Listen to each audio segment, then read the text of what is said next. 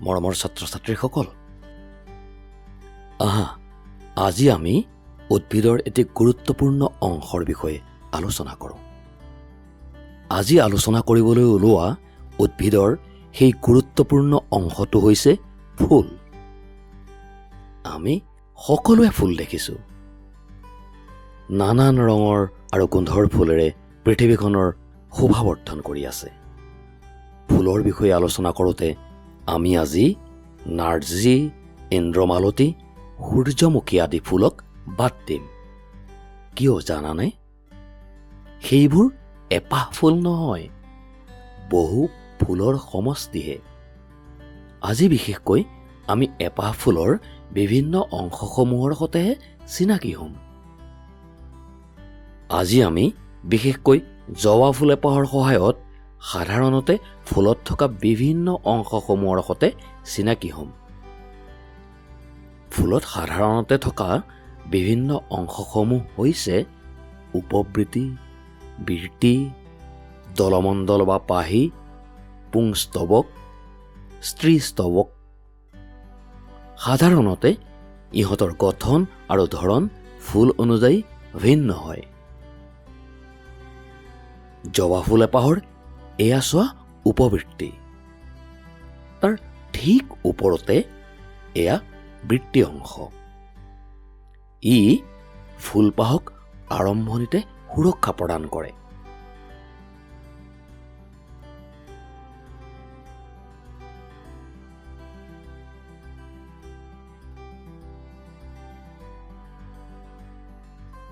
তাৰ ওপৰতে এয়া চোৱা দলমণ্ডল। জবা ফুলৰ দলমণ্ডলৰ গঠন চোৱাচোন। দলমণ্ডল কেইপাহ আঁতৰাই দিলে বা খুব সাৱধানে ফালি দিলে স্ত্ৰীস্ত্ৰবকৰ গৰ্ভাশয় দেখা পোৱা যায়।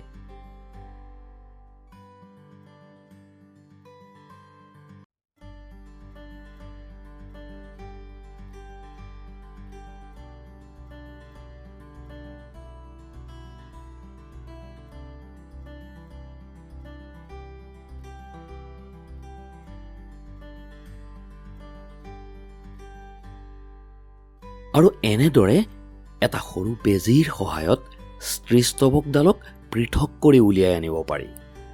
কামটো কিন্তু খুব সাৱধানেৰে কৰিব লগা হয়।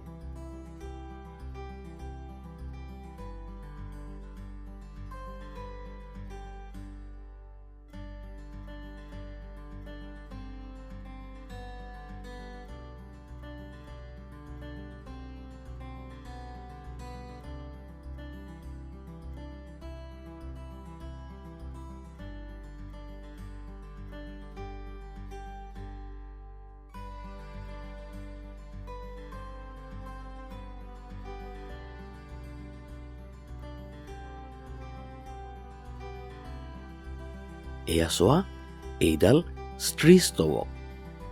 দলমণ্ডলত লাগি থকা এয়া পুংস্তবকৰ থোপা।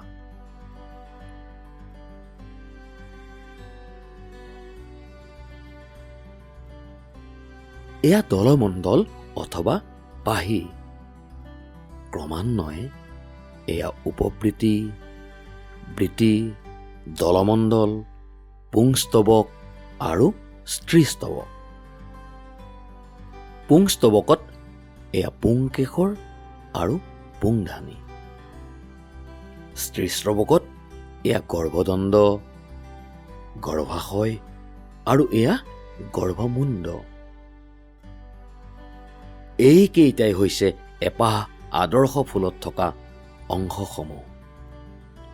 এইবোৰ এটাৰ ওপৰত আন এটা অংশ ক্ৰমানুসাৰে থাকে। উপবৃত্তি, বৃত্তি, দলমণ্ডল বা পাহি, পুংস্তবক আৰু স্ত্ৰীস্ত্ৰবক। গৰ্ভমুণ্ডত পুংধানীৰ পৰা ওলোৱা পুংৰেণু সংযোগৰ ফলত ফুলৰ পৰাগযোগ হয়। ফুল এপাহ ঠাৰিডালৰ যোগেদি গছৰ লগত সংযোগ হৈ থাকে।